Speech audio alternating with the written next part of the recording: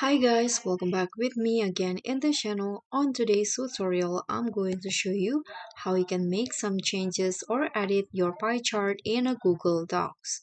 So in here, I have a a pie chart inserted on my Google Docs, and I want to make some changes on this pie chart. So what you need to do is click on the pie chart in here.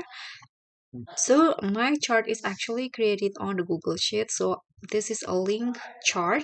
So if I want to edit, I need to click on the three dots icon and I need to open the source, which is the original or the Google Sheets that I created the pie chart.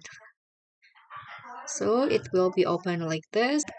Okay, so the pie chart file has been opened, and if you want to make some changes or edit the file, edit the pie chart, click on the three dots icon and there will be this option. So tap on edit the chart until the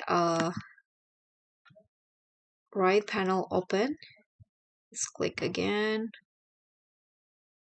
Okay, this one, the chart editor, and here you can make some changes. For example, here you can change the chart type. For example, I'm going to change the pie chart into this type like this. Here you can also customize the style, like the background color, the border color, and the font. Here I'm going to change the font, for example, into a Roboto font like this, and you can also make it 3D like so.